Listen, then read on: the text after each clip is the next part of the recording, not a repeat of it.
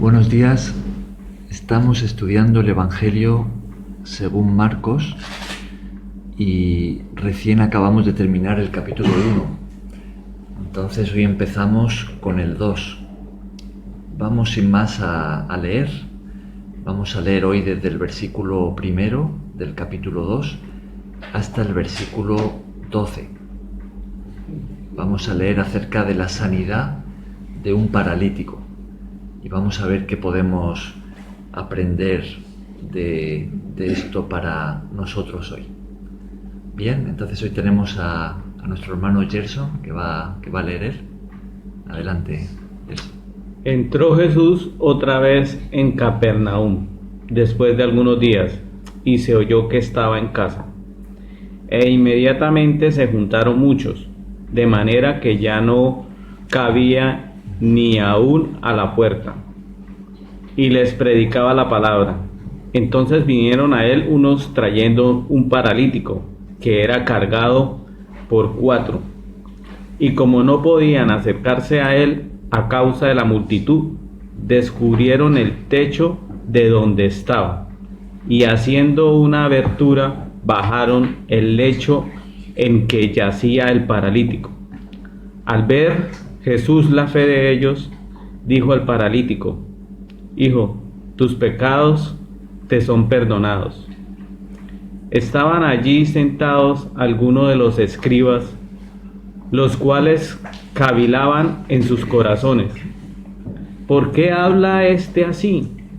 Blasfemias dice. ¿Quién puede perdonar pecados sino solo Dios? Y conociendo luego Jesús en su espíritu que cavilaban de esta manera dentro de sí mismos, les dijo: ¿por qué caviláis así en vuestros corazones? ¿Qué es más fácil decir al paralítico: tus pecados te son perdonados, o decirle: levántate, toma tu lecho y anda? Pues para que sepáis que el Hijo del Hombre tiene potestad en la tierra para perdonar pecados, dijo al paralítico: a ti te digo, levántate, toma tu lecho y vete a tu casa. Entonces él se levantó enseguida y tomando su lecho salió delante de todos, de manera que todos se asombraron y glorificaron a Dios diciendo: nunca hemos visto tal cosa. Muy bien, hasta allí. ¿Tenéis alguna pregunta? Estamos en el capítulo 2. Hemos leído versículos 1 al 12.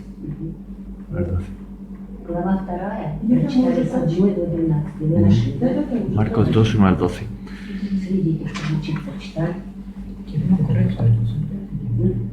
Muy bien, vamos a leer otra vez el versículo 1 y 2.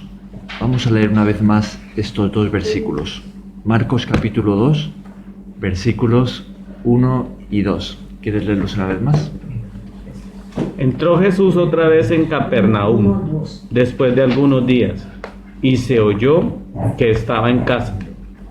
E inmediatamente se juntaron muchos, de manera que ya no cabía ni aún a la puerta, y les predicaba la palabra. Bien, ¿dónde nos dice el texto que se encontraba Jesús?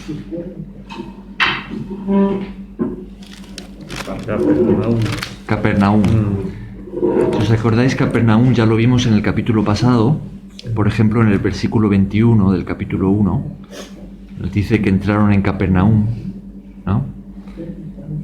Y enseñaba ahí en la sinagoga. Y en el versículo 29 nos dice que al salir de la sinagoga vino a casa de Simón y Andrés. Entonces Capernaum era la ciudad donde vivía ¿quién? Donde vivía Simón Pedro. Simón Pedro era de esa ciudad, de Capernaum. Capernaum era de Galilea. Recordamos que Galilea está al norte de Palestina, lo que se llamaba Palestina en ese entonces, que es Israel, ¿no? Entonces Galilea se encontraba al norte y junto al mar de Galilea, que realmente era un lago bastante grande, pues allí habían varias ciudades o poblaciones y una de ellas era Capernaum. Y allí vivía Simón Pedro. Y Simón y su hermano Andrés eran pescadores, ¿os acordáis? Entonces pescaban allí en el mar de Galilea. Y allí es donde Jesús les llamó para ser sus discípulos. Bien, entonces Jesús, que estaba recorriendo las ciudades y poblados de alrededor, que si os acordáis eso también lo veíamos en el capítulo anterior, que después de sanar a muchos en Capernaum, Jesús se apartó para orar, ¿os acordáis? Y todos fueron a buscarle y Jesús les dijo, mira, vamos a las zonas vecinas, a las ciudades de alrededor, para también predicar allí, porque para esto he venido. Entonces Jesús empezó a viajar con sus discípulos, pero en este capítulo 2 nos dice que regresa a Capernaum, regresa a esta ciudad. ¿Y hacia dónde se dirige en esta ciudad? Dice, entró Jesús otra vez en Capernaum después de algunos días y se oyó que estaba ¿dónde? En casa. En casa. ¿Qué casa era esta? Casa de Simón, debe ser, ¿no? Creo que es así como debemos de entenderlo. Se dirigió a la casa de Simón, ¿no? Y allí se va a poner a hacer ¿qué? Versículo 2. Dice que al final del versículo 2 dice que les predicaba la palabra, ¿no? Predicaba la palabra. Esto de que entrara otra vez en casa de Simón, allí en Capernaum, es algo de lo que podemos aprender nosotros hoy, porque decíamos que Simón se había convertido en un discípulo de Jesús, ¿no? Él había dejado todo para seguir a Cristo. Y cuando Jesús estaba en Capernaum, pues Simón abría su casa. Es decir, que estaba poniendo su casa al servicio de Jesús.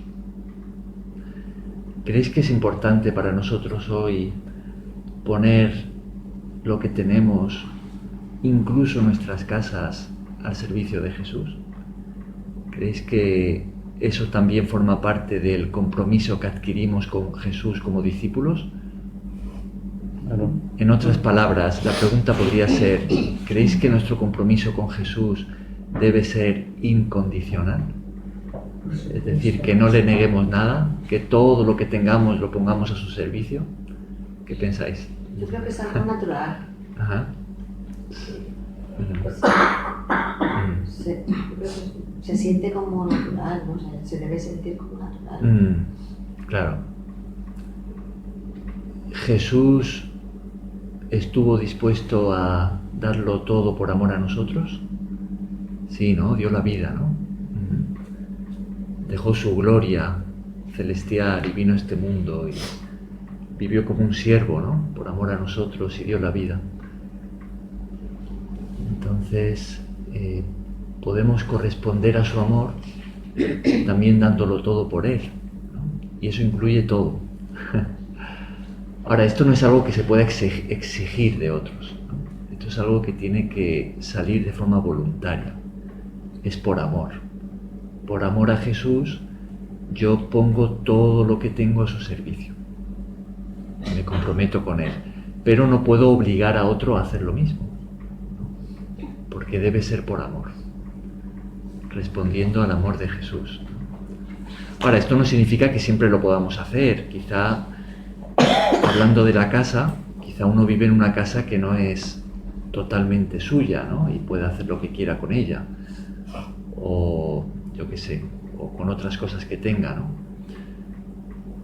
Pero vemos aquí a Simón Pedro, que él ha adquirido tal compromiso con Jesús como su discípulo, que su propia casa la abre y la pone a disposición del Señor para que Él la utilice, no solamente para hospedarle, sino para desde allí poder predicar la palabra, ¿no?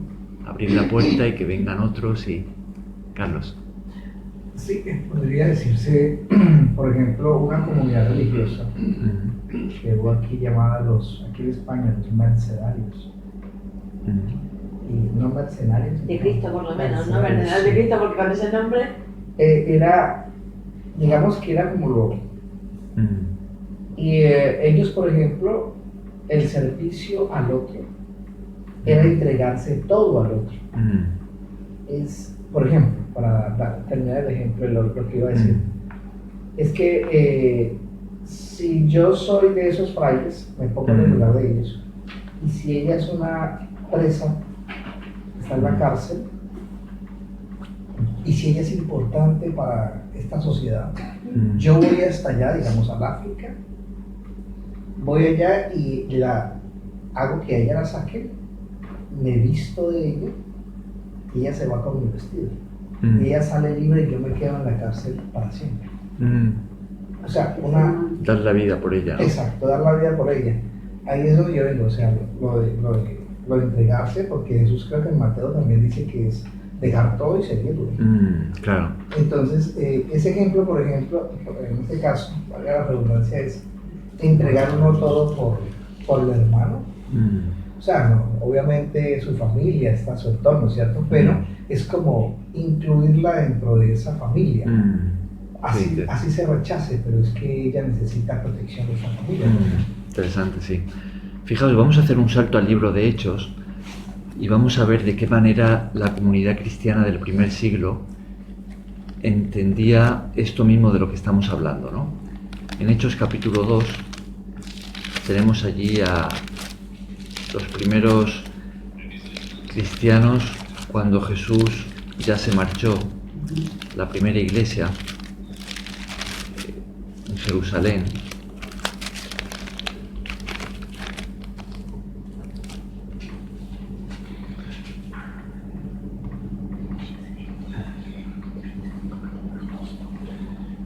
Fijaos, por ejemplo, en los versículos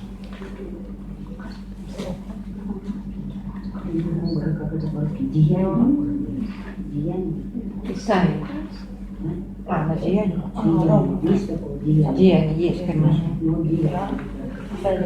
Hechos está después de Juan, Mateo, Marcos, Lucas, Juan, y entonces viene el libro de Hechos.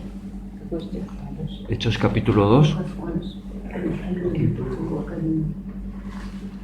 Más allá.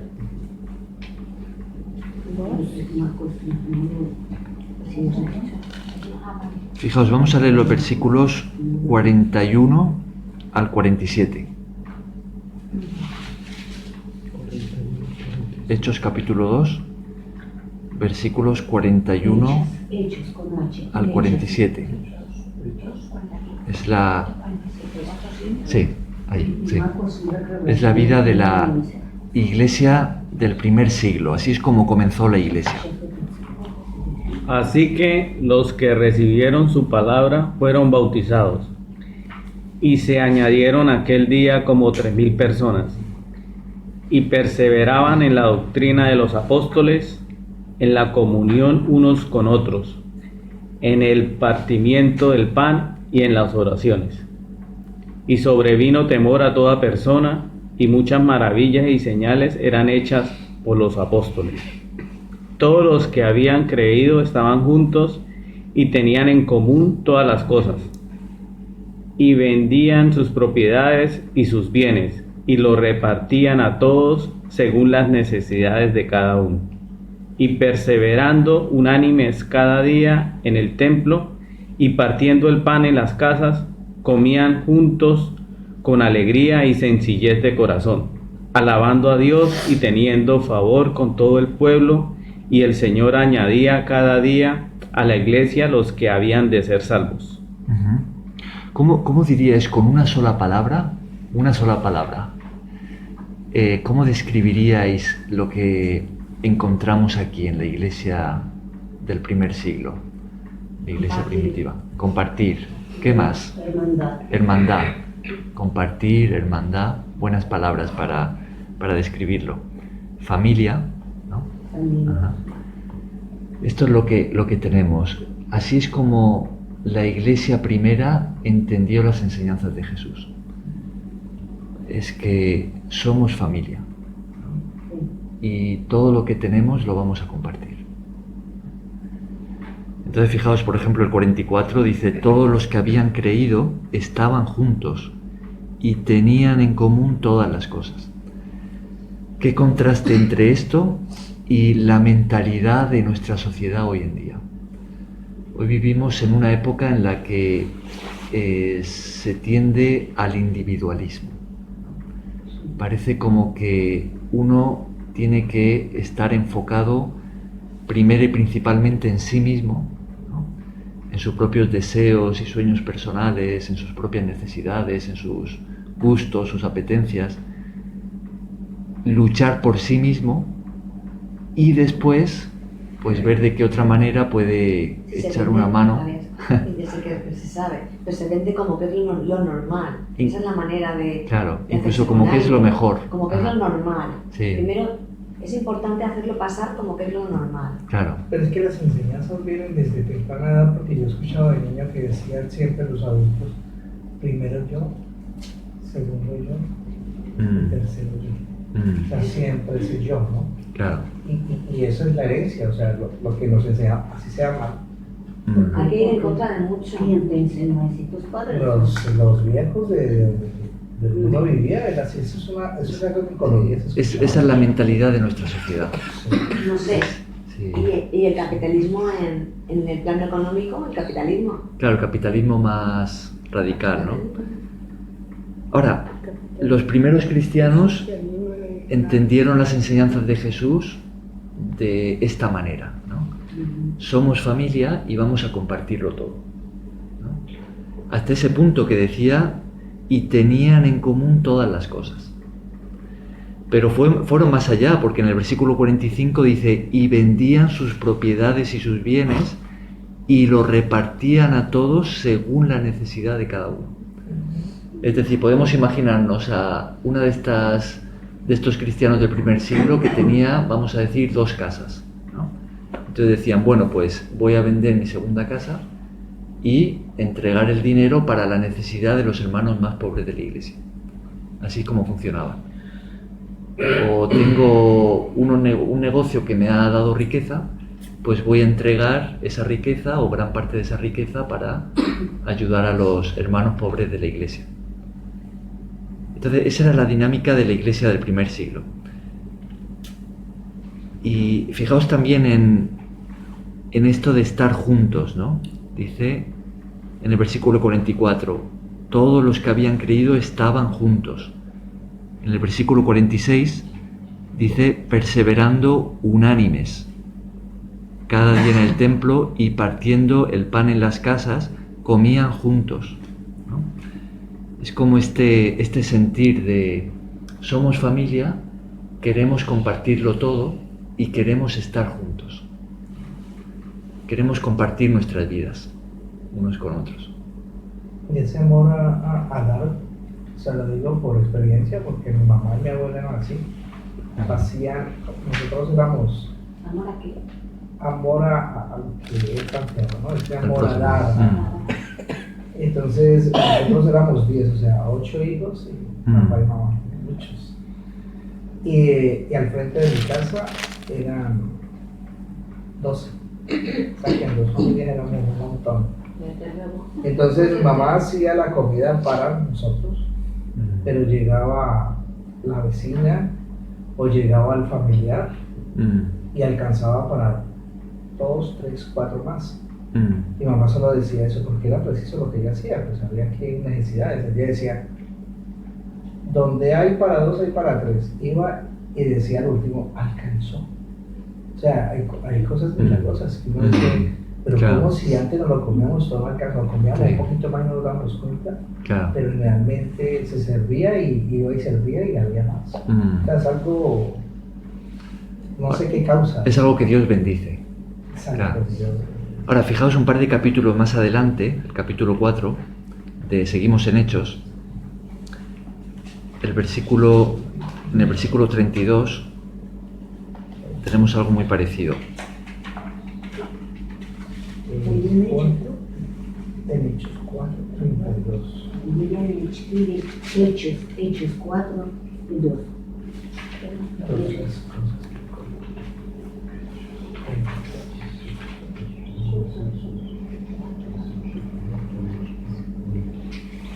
Y la multitud de los que habían creído era de un corazón y un alma, y ninguno decía ser suyo propio nada de lo que poseía, sino que tenía todas las cosas en común. Hasta ahí, sí. Lo mismo, ¿no? La multitud de los que habían creído, fijaos en esa palabra multitud, porque la iglesia en este momento eran ya de unos cuantos miles. No es fácil que unos cuantos miles tengan todos la misma actitud, ¿no? Pero este es el milagro que Dios produce en nosotros. Es que cuando Él nos da su espíritu, Él pone ese amor en nosotros. Y dice que toda esa multitud de la iglesia primitiva vivían de esta manera.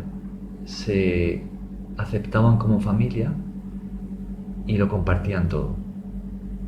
Hasta este punto, ¿no? Dice, la multitud de los que habían creído era de un corazón y un alma, y ninguno decía ser suyo propio nada de lo que poseía, sino que tenían todas las cosas en común.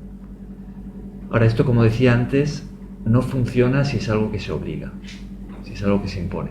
Ni sirve de nada tampoco. Claro. Yo no puedo decir, oye, esta tarde voy a tu casa a comer, prepárame algo que voy. Esto no se puede hacer así, hombre, cuando hay mucha confianza, ¿no? A veces en la familia sí que se hace, ¿no? Recordaba el caso de, estaba un día con mi padre en su pueblo y se había hecho la hora de comer. Y le digo, oye, ¿qué vamos a hacer? Y me dice, espérate, vamos a visitar a un sobrino mío. Y cuando hay confianza, pues eso sí que se puede hacer, ¿no? Llegamos ahí a la hora de la comida y dice, hombre, pasa, que te pongo un plato, ¿no? Pero, claro, no es algo que se puede imponer. Yo no puedo decir, oye, déjame eso que es tuyo, que lo voy a usar yo, que ya sabes que en Cristo somos familia, ¿no? Y hay que compartirlo todo. No se puede hacer de esa manera, pero Dios, que nos da su espíritu cuando creemos, Él pone ese amor en nosotros. Y entonces es algo que puede surgir voluntariamente, el compartirlo todo con los hermanos. El querer estar juntos, el tener como este sentir de que somos familia. Formamos parte de la comunidad de discípulos. Y eso nos hace familia, nos hace hermanos. Y queremos compartir nuestras vidas.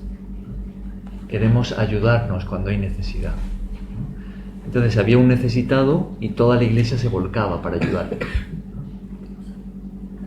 Bien, entonces volvemos a Marcos capítulo 2. Esto, gracias a Dios, podemos también ponerlo en práctica hasta cierto punto en el lugar donde estamos, en la ONG, ¿no? Porque ahí tenemos un sitio que Dios nos ha dado, que ha puesto a nuestra disposición, donde podemos no solamente juntarnos todos los días, como lo hacemos, ¿no? Y venir aquí, leer la palabra y orar, sino que también podemos servir juntos a Dios, podemos comer juntos, como hacemos, desayunar juntos, podemos compartir los dados. Compartir, exactamente, ¿no? Entonces es una gran bendición, ¿no?, que tenemos con la ONG, ¿no?, para aprender a amarnos más de esta manera, ¿no? No solamente ayudar a las personas que vienen de fuera con necesidades, podemos compartir con ellos de lo que Dios nos da, porque la ONG pues es para eso, sino que también entre nosotros podemos compartir y podemos aprender a amarnos, ¿no?, de esta manera. Bien, entonces estamos en Marcos 2 y vemos que Jesús se encuentra en casa de Simón, ¿no? Simón Pedro, el apóstol, como están en su ciudad, en Capernaum, pues abre la puerta de su casa para Jesús y los discípulos. Esto es algo que Jesús va a ir encontrando mucho en sus viajes, son personas que le van a querer alojar, ¿no? Ahora, meter a Jesús en su casa no era solamente meterlo a él, era meterlo a él y a todos los discípulos. Entonces había que alojar no solo a uno, sino a unos cuantos, ¿no? Bien, entonces vemos que Jesús está allí y ¿cuál es la reacción del pueblo o de la ciudad cuando se enteran de que Jesús está en la casa de Simón? Versículo 2. E inmediatamente se juntaron muchos. Sí, ir allí a verlo, ¿no? de manera que ya no cabía ni aún a la puerta, y les predicaba la palabra. Es decir, que Mucha gente. escucharon que Jesús estaba allí y recordamos que habíamos leído en el capítulo pasado que en esa misma casa Jesús había sanado a muchos enfermos. Es decir, esa ciudad de Capernaum ya estaba, ya conocía a Jesús. Jesús ya era una persona famosa en Capernaum. No solo en Capernaum, estaba haciéndose famosa en toda Galilea y en toda Palestina, ¿no? Entonces se enteran de que Jesús ha regresado a la ciudad, está en casa de Simón y una multitud va ahí a buscarle, a verle, ¿no? A escucharle. Tanto dice que se llena la casa y ya no cabían ni por la puerta. Entonces había gente dentro de la casa y gente fuera. La puerta abierta, gente dentro que ya no cabía nadie más y gente fuera escuchando, tratando de escuchar, tratando de ver a Jesús. Ese es el escenario, ¿no? Y Jesús lo que va a hacer es predicarles la palabra. ¿Os acordáis con qué frase Marcos resume la predicación de Jesús en el capítulo 1? Él resume su predicación con una frase.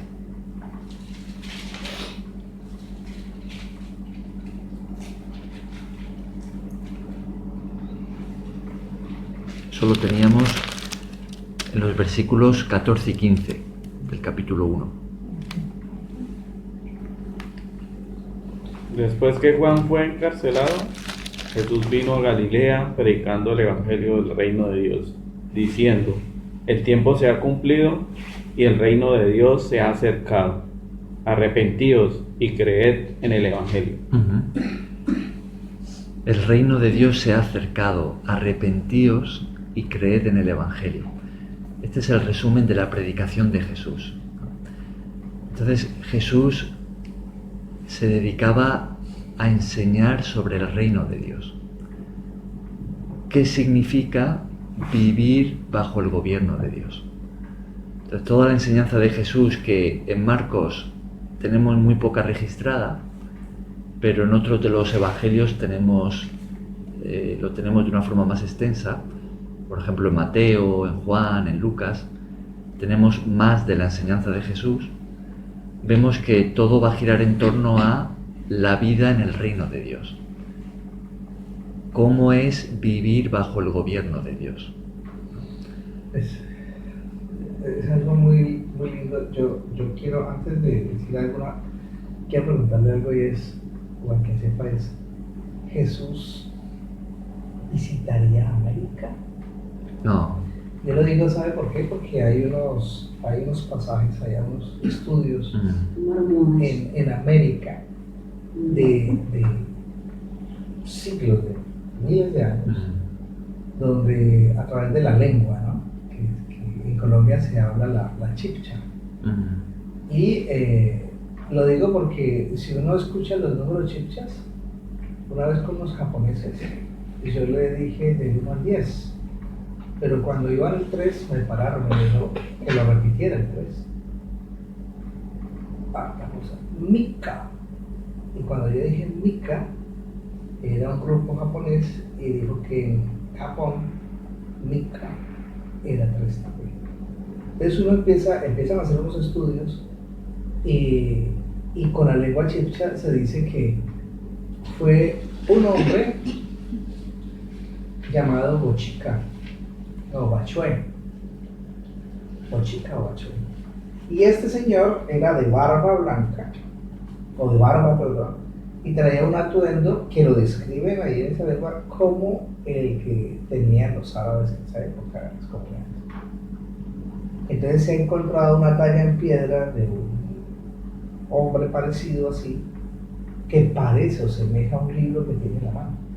Y lo que dice es que a ellos, ese hombre muy sabio que abrió la sabana de Bogotá, que es la capital de Colombia, que era una laguna, porque acá también se habla de diluvio, y que con su vara hizo que se reventara un lugar y por ahí evacuara el agua, que es el famoso salto de Tequendama, que se han llegado a escuchar en Colombia.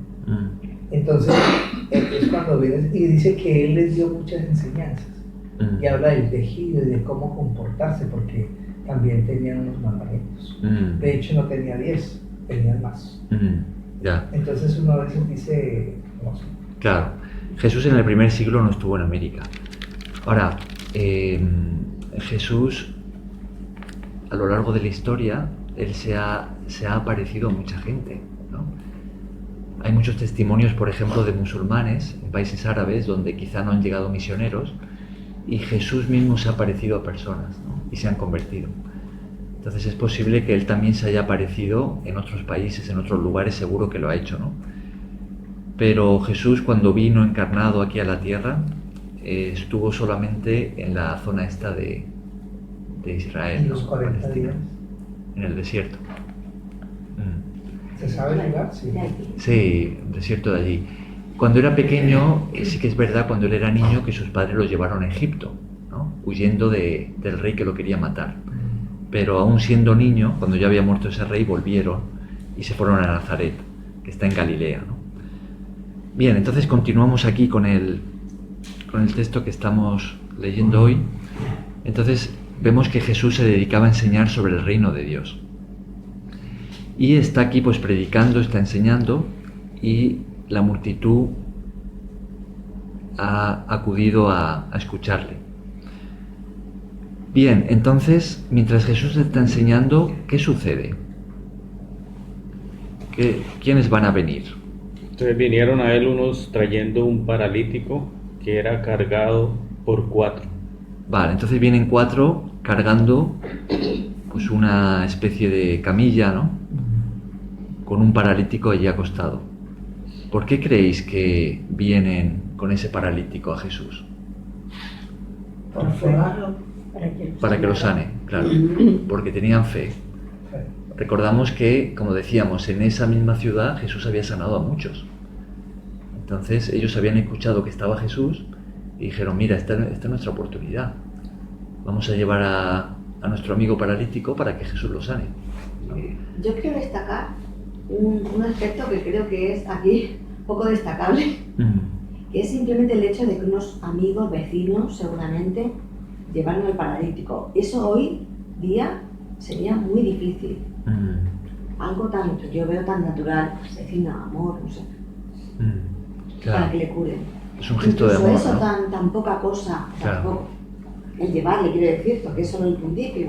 Pero fíjate, hay una aplicación importante ahí para nosotros, ¿no? Lo que estás diciendo, porque este paralítico por sí mismo no podía llegar a Jesús, ¿no? ¿Por qué? Porque era paralítico, no se podía mover. Pero sus amigos le llevaron. Entonces, también nosotros podemos ser esos amigos que ayuden a otros a acercarse a Jesús, ¿no? Hablando con ellos o Es que yo diría orando que- por ellos.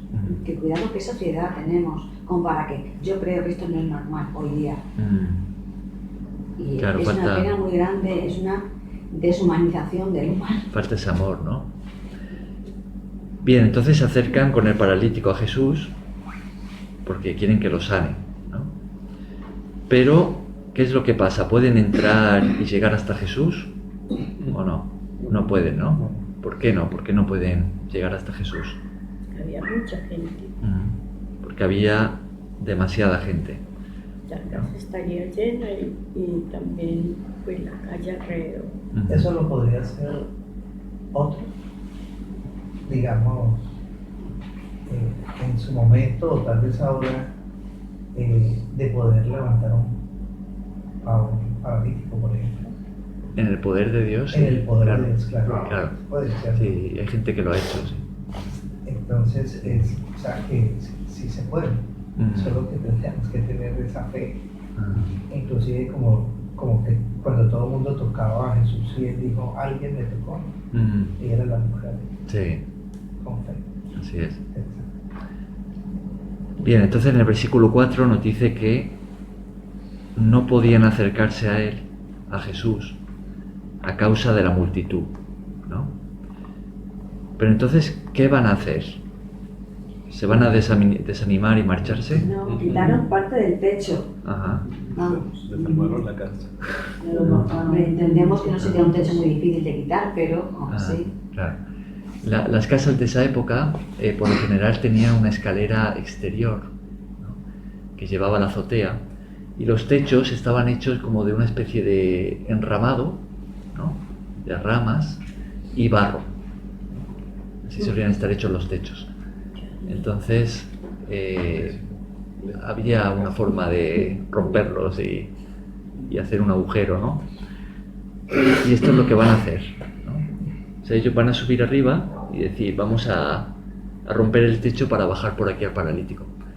Ahora, fijaos lo que pensaría Simón, ¿no?, de que se trataba de su casa. Podría llegar a pensar de esta manera: oye, yo estoy poniendo mi casa al servicio de Jesús para que Él la utilice para enseñar la palabra, para su ministerio, y esto es lo que me llevo, que me rompen el techo, ¿no? Pero sin embargo, el hecho de que Pedro haya puesto su casa al servicio de Jesús va a resultar en la sanidad de un paralítico. ¿De qué vale más, una casa o la sanidad de un paralítico? ¿No? Hay que pensar, ¿no? Como la casa no estaba destruida, se puede arreglarla en cualquier momento. Claro. Y no solo la sanidad de un paralítico, recordamos que en el capítulo 1 vemos que muchos fueron sanados allí, ¿no? Y muchos estaban escuchando la palabra, así que ya no era solo la sanidad física, sino era la sanidad del alma, ¿no?, la salvación de la persona, ¿no? Muchos en esa casa que Pedro abrió sus puertas van a recibir la salvación de su alma. No, pero imagínense subirse por ahí alto, subirlo a él, subir al paralítico, al enfermo. Era un esfuerzo, ¿no? Tenían que cargar al paralítico y subirlo por las escaleras, llegar hasta arriba, hacer el agujero. O sea que un día de estos podemos hacer un estudio como este en cualquier casa. Sí. Invitar a unos 2 o 3 vecinos a la casa. Ajá, claro que sí. Sí. Entonces, esto es lo que hacen, ¿no? Lo suben arriba y de nuevo pues tenemos ese esfuerzo que van a hacer los amigos por hacer que este hombre enfermo llegue hasta Jesús, ¿no? Ellos querían que Jesús sanara a este hombre, ¿no? Este es el amor que tenían por su amigo, su vecino, ¿no? Entonces llegan hasta arriba, hacen ese agujero y ¿qué hacen? Descienden desde arriba, seguramente con unas cuerdas, pues allí al paralítico en la camilla, ¿no? Bien, y lo ponen delante de ¿quién? Delante de Jesús. Versículo 5. Al ver Jesús la fe de ellos, dijo al paralítico: Hijo, tus pecados te son perdonados. Dice, al ver Jesús la fe de ellos. Ahora, ¿cómo se puede ver la fe?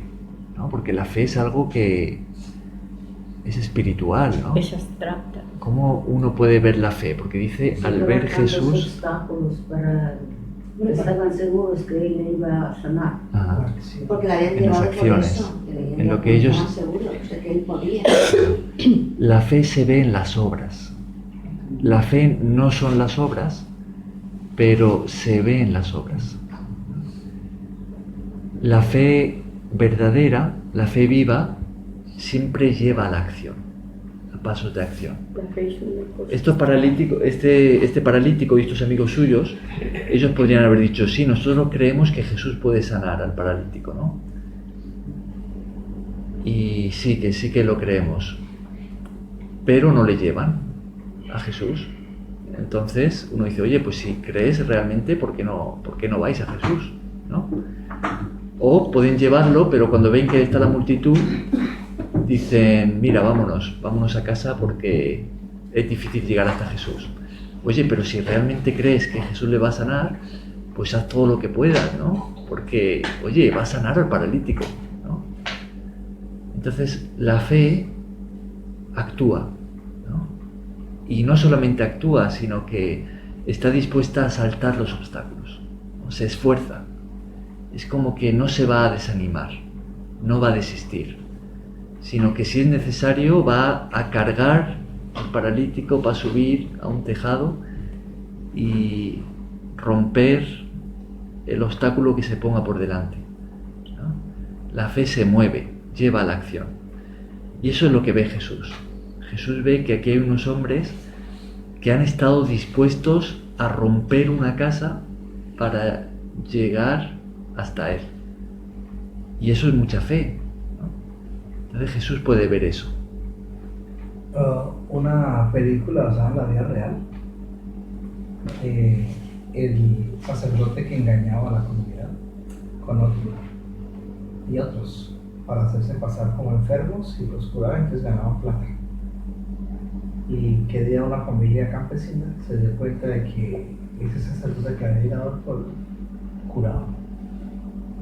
Y se fueron con la niña enferma que no podía caminar y se fueron donde él.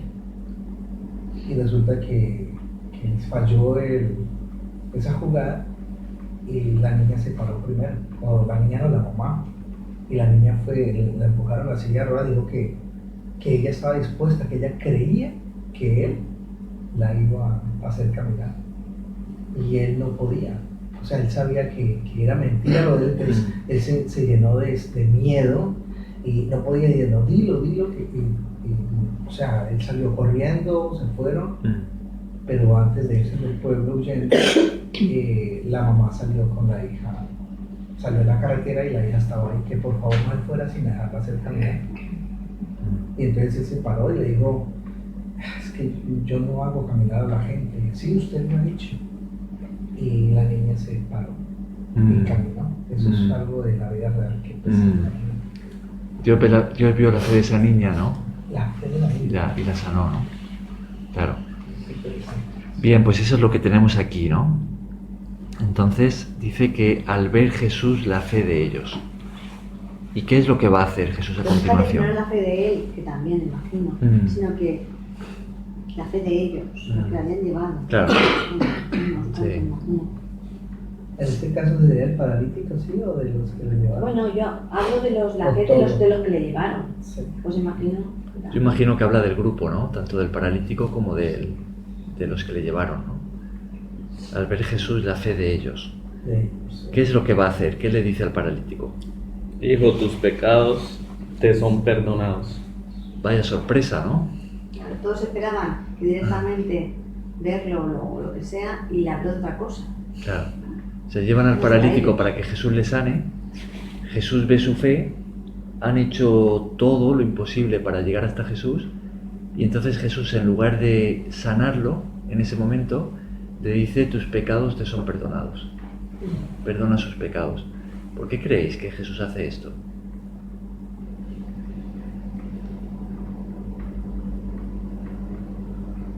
Porque él tiene esa autoridad. Porque él consideró que era lo importante, ¿no? Yo creo que él sabía lo que ellos querían perfectamente. Pero aún así lo que él hizo fue perdonarle los pecados. Fijaos que es más... por los pecados. ¿Qué es más importante? ¿El perdón de pecados o la sanidad del cuerpo? El perdón del pecado, que va primero, es primero el perdón de Dios, que es el que nos lleva a Él, que estar enfermo, estar allí, Claro. estar tirado allí. Pero si tienes fe en Él, y tienes el perdón de Él te limpia, estás... Si sigues en esa fe, pues vas a ir a la vida eterna, ¿no? Claro. Claro, es que no tiene comparación. ¿Qué pensáis que le interesa más a Dios? ¿Salvar nuestra alma o sanar nuestro cuerpo? Salvar nuestra alma, ¿no? Ese es su primer interés, ¿no? Está buena las preguntas. Porque eso es eterno, ¿no? Salvar el alma es por la eternidad. O como cuando estuvo allí en esa cisterna, que ese hombre dijo que llevaba tantos años ahí esperando a ver si se podía meter. Y entonces viene Jesús y le pregunta, ¿quieres ser sano? El paralítico de Bethesda, del estanque. Sí. Y le pregunta, ¿quieres ser sano? Pero qué pregunta. Tantos años uno ahí esperando y le preguntan eso. Y era para que lo mirara a él, para que le mirara.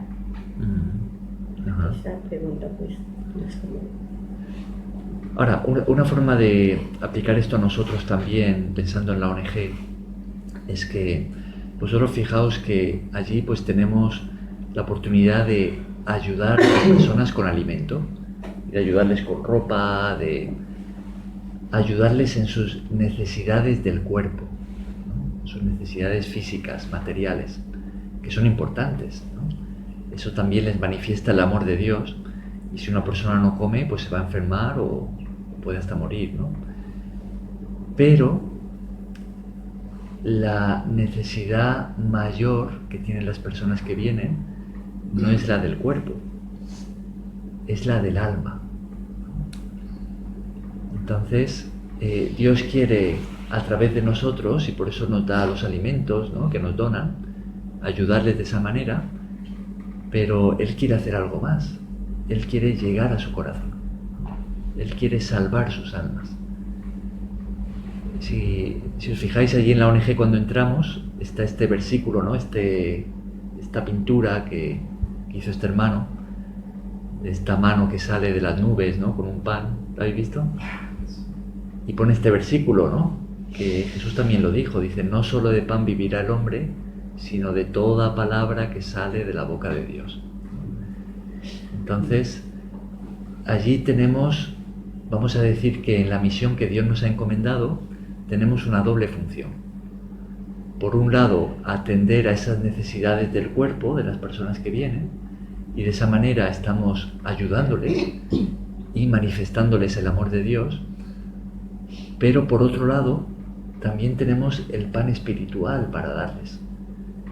Podemos hablarles de Jesús y decirles que Dios les ama y que quiere salvarles y que Jesús dio la vida por ellos y que si se arrepienten y creen, Dios les va a aceptar como hijos suyos y les va a dar vida eterna.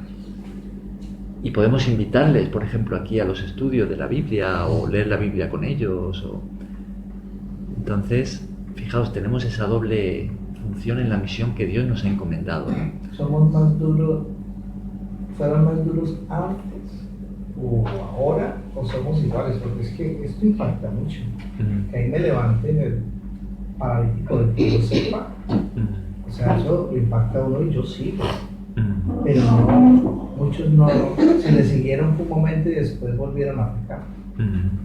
Claro. Porque uno tiene casos familiares. Pues yo visito la iglesia desde Colombia, yo antes era muy de todo, ¿no?, de la católica. Pero pasaron cosas por fe de mis hermanas, por ejemplo, y no podían tener hijos si tuvieron hijos, por ejemplo. Entonces uno dice, ¿cómo es eso? Si la ciencia dijo que no podían. Entonces empiezan a interesarse y a ojear, ¿no?, ir a escuchar. Y llega uno aquí y uno, eso es como si le hubieran pescado a uno, ¿no?, con la carnada, y uno la cogió y Dios como que hace eso, ¿no? Pesca, y el que mordió, pues lo deja ahí hasta que, y uno sigue mordiendo, ¿no?, y uno sigue leyendo. Entonces uno a veces se encuentra con pasajes tan pues fuertes, impresionantes, como este y otros casos que hay. Y esto lo va atrapando poco a poco. Y entonces uno dice, pero ¿cómo? Si a mí poco a poco me está atrapando, o sea, se demoró tantos años. En esa época que mucha gente ni siquiera sabía leer. Dios, por medio de su palabra, nos atrapa, ¿no? Bien, entonces vemos que Jesús le va a decir, hijo, tus pecados te son perdonados. Pero con esto Jesús también está detrás de enseñar algo, ¿no? Jesús, hay una enseñanza aquí muy importante que quiere darle a los allí presentes y a nosotros también. Porque estas palabras de Jesús van a provocar una reacción en la gente, especialmente en los escribas, ¿no? ¿Los escribas quiénes eran? El otro día hablamos un poquito de ellos. Los sacerdotes judíos que copiaban la Biblia de los hebreos, también hacían servicios, ¿no? Los escribas se dedicaban a copiar las escrituras y también a enseñarlas, ¿no? Copiaban y enseñaban. Eran maestros de la palabra de Dios, de la ley. Muchos de ellos formaban parte del partido de los fariseos. Ahora, ¿cuál es el problema con los escribas, con la mayoría de los escribas de su época? Que eran hipócritas. Ellos conocían la ley de Dios, supuestamente le enseñaban al pueblo, pero su corazón estaba muy lejos de Dios. Entonces Jesús tuvo muchos problemas con ellos. De hecho, la mayoría de los escribas, especialmente de los fariseos, también los saduceos, iremos hablando un poquito de ellos, ¿no?, en la medida que avanzamos. Hablan, pero no hacen. Claro. Ellos eran enemigos de Jesús. Ellos planearon su muerte, ¿no? Entonces vemos que allí presentes también hay escribas, ¿no?, en la casa de Simón, escuchando a Jesús. Y esto que Jesús hace, de decirle al paralítico que perdonaba sus pecados, provoca una reacción en ellos. ¿Qué tipo de reacción es esa? Estaban allí sentados algunos de los escribas, los cuales cavilaban en sus corazones. ¿Por qué habla este así? Blasfemias. Dice, ¿quién puede perdonar pecados sino solo Dios? ¿Qué significa la palabra blasfemia? ¿Cómo la podríamos definir? Mentiras. Está diciendo algo contra Dios. Ajá. No, entrar contra Dios. Ajá. Sí, contra Dios. Un juramento. Ajá. Una blasfemia tiene que ver con decir algo contra Dios o ponerse también en el lugar de Dios, ¿no? Ajá. Sí, o una cosa que solo puede hacer Dios, Claro. no el humano, ¿no? Ah. Digámoslo también. Es la verdad. Sí. También es enseñar en nombre de Dios algo que no viene de Dios, que es una mentira, pero enseñarlo como si viniera de Dios, ¿no? Todo eso son blasfemias. Entonces, estos escribas, al ver que Jesús le dice a este hombre que perdonado sus pecados, empiezan a pensar, oye, ¿qué está haciendo? Está blasfemando. Esto es una blasfemia. ¿Por qué pensaban que era una blasfemia? Porque ellos no creían que él fuera hijo de Dios y que él fuera Dios. Porque dicen, ¿quién puede perdonar pecados sino solo Dios? Entonces están diciendo, oye, este es un hombre que hace aquí perdonando pecados y solo Dios lo puede hacer, ¿no?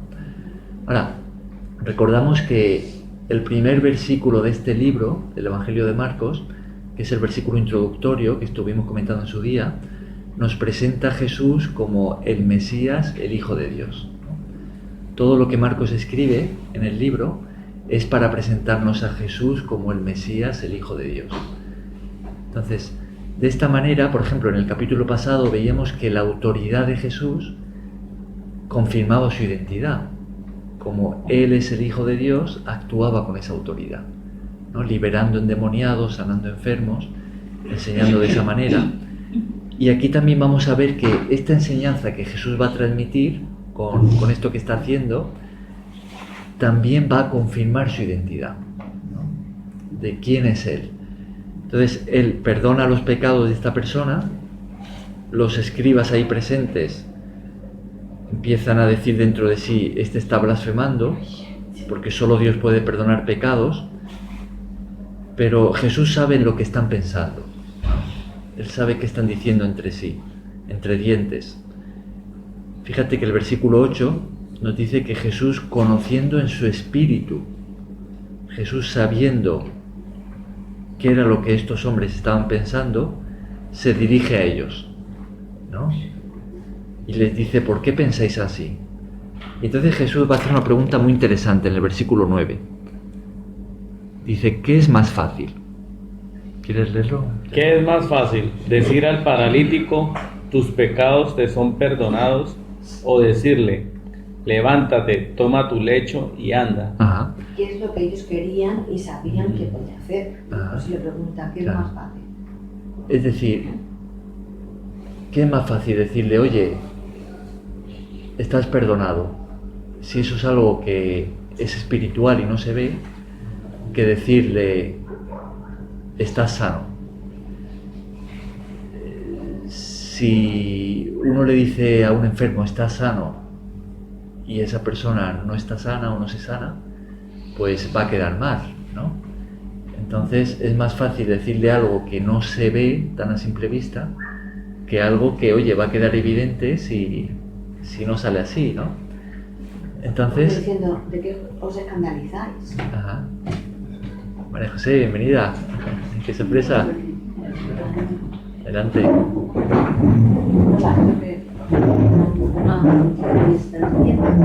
Bienvenida. Mira cuánta gente esperándote. Mira cuánta gente esperándote.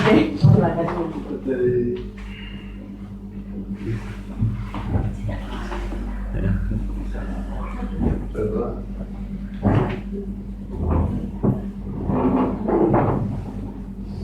Muy bien, estamos terminando el capítulo 2 el pasaje del capítulo 2 de Marcos. Y entonces estamos en el versículo 9, ¿no? Entonces Jesús se dirige a ellos y les dice, oye, ¿qué es más fácil decirle tus pecados te son perdonados o decirle estás sano, ¿no? Levántate y anda. Entonces fijaos qué es lo que va a hacer a continuación. Versículo 10. Pues para que sepáis que el Hijo del Hombre tiene potestad en la tierra para perdonar pecados, dijo el paralítico. A ti te digo, levántate, toma tu lecho y vete a tu casa. ¿Y el 12? Entonces él se levantó enseguida y tomando su lecho salió delante de todos, de manera que todos se asombraron y glorificaron a Dios diciendo, nunca hemos visto tal cosa. ¿Sanó Jesús finalmente a ese hombre paralítico? Sí, ¿no? Le sanó. Le sanó y produjo un gran asombro, ¿no? En los ahí presentes. Pero una pregunta, si Jesús, si realmente fuese una blasfemia lo que Jesús hizo, de perdonar sus pecados, si Jesús no tuviera esa autoridad, entonces, ¿le habría respaldado Dios sanando a ese paralítico? No. O sea, si realmente Jesús estaba blasfemando, pecando contra Dios, al decirle que perdonaba a ese hombre, no hubiera podido sanar al paralítico, porque Dios no lo hubiera respaldado con su poder, ¿no? Pero fijaos la enseñanza detrás de lo que Jesús hizo, ¿no? Jesús, ¿qué es lo que Jesús quería enseñarle a los allí presentes? ¿Qué era cuál es la...? Es que el mensaje es muy, de verdad que es muy interesante, ¿no? Que también nos enseña a mí o a cualquier persona que venga por lo menos aquí a la iglesia que es más importante hacer llegar la palabra de Dios a una persona que a veces darle de comer o que sanarle directamente. Que sanarle directamente. Es más importante el perdón de Dios, que es el que nos lava y nos limpia. No, pues que es la salvación de nuestra alma, que la sanación en sí, que Él separa, ¿no? Pero primero tiene que estar, Él le perdona, ¿no? Perdona, es la enseñanza que... Claro. Pero esos fariseos son muy ricos. Como le lee el pensamiento y aún así no cambia. Claro. Hay un refrán, ¿no? Que dice, no hay más ciego que el que no quiere ver, ¿no? Claro. Entonces, si uno no quiere creer, por mucho que vea, no va a creer, porque no quiere. La maldición de una persona lo puede hacer en nombre de Dios, o sea, blasfemar eso. Yo lo digo porque las mamás antiguas, cuando un hijo era muy terco o cometía errores, se arrodillaba y decía, te maldigo. Claro, eso es algo... Blasfemia. Eso es una tragedia para el hijo. Que unos padres maldigan al hijo. Sí, eso se daba mucho por la ignorancia también.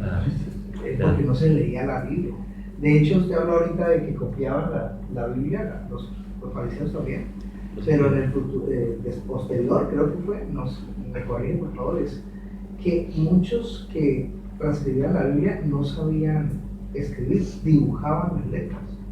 Leí por ahí, no sé si se... Sí, los judíos sí que sabían.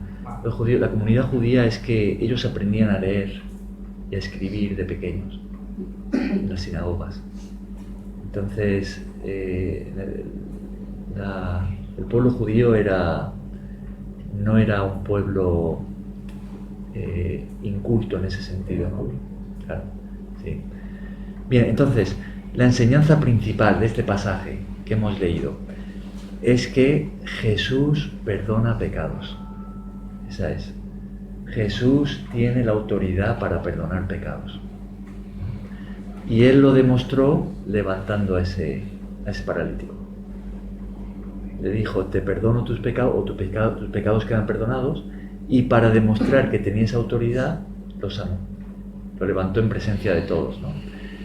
En el fondo, lo que vemos es que lo que tenemos escrito al principio del Evangelio de Mateo es que Jesús es Dios con nosotros. Lo que tenemos en el primer versículo del Evangelio de Marcos, Él es el Hijo de Dios. Jesús no era simplemente un rabino más, un maestro como otros. No era ni siquiera solamente un profeta, ni un sacerdote. Jesús era mucho más. Jesús era y es un ser no solamente humano, sino celestial. Él no solamente es hombre, sino que Él es divino. Él es Dios con nosotros. Y como tal, puede perdonar pecados. Y lo demostró de esta manera, perdonando los pecados de este hombre y después sanándole.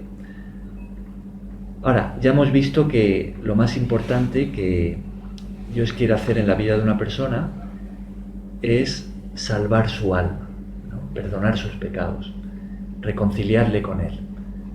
Aunque por supuesto Dios también y su amor alcanza también lo físico, ¿no? Y Dios quiere ayudar también a nuestras necesidades físicas, ¿no? Ya sea de alimento, de vestido, de sanidad, de lo que necesitemos. Pero para Dios lo más importante es nuestra alma, nuestro espíritu, ¿no? Y ya hemos visto una aplicación de esto para nosotros, es que nosotros también deberíamos de tener esa mentalidad, ¿no? De que vamos a ayudar a las personas que vienen, pero no queremos solamente tocar sus necesidades físicas, queremos llegar más profundo, ¿no? Con la palabra de Dios, con el mensaje del Evangelio. Ahora, otra forma de aplicar esto, y con esto terminamos, es que nosotros también somos esas personas necesitadas, ¿no? Que tenemos carencias, nos faltan cosas, sufrimos, ¿no? En nuestro cuerpo pasamos necesidad, ¿no? Necesitamos comer todos los días, necesitamos dinero para pagar nuestras cuentas, para pagar la casa, pagar las facturas, necesitamos pues diversas cosas, ¿no? Pero también somos esas personas que pecamos y necesitamos el perdón de Dios, que tenemos necesidades internas en nuestro espíritu, ¿no? Entonces, ¿de qué manera podemos aplicar esto? Pues que Jesús es esa persona que va a suplir nuestras necesidades. ¿De qué manera? Si acudimos a Él con fe. Jesús dijo, o Marcos dice, escribe aquí, que viendo Jesús la fe de ellos, ¿no? Ellos vieron a estos hombres que se acercaron a Él creyendo. De la misma manera, si nosotros nos acercamos a Jesús creyendo, recibiremos de Él lo que necesitamos para nuestras necesidades. Primeramente, la más importante, nuestra alma. Si creemos el mensaje del Evangelio, nuestros pecados quedarán perdonados y recibiremos como un don, como un regalo, la vida eterna de parte de Dios. Eso es lo que Él ha prometido a todos los que acudan a Él en esa postura humilde de arrepentimiento, creyendo, ¿no? Es el perdón de pecados, es la salvación del alma. Pero también podemos acudir con nuestras necesidades físicas a Jesús, con fe, y recibiremos de Él. Amén. ¿Bien? ¿Amén? ¿Lo dejamos aquí?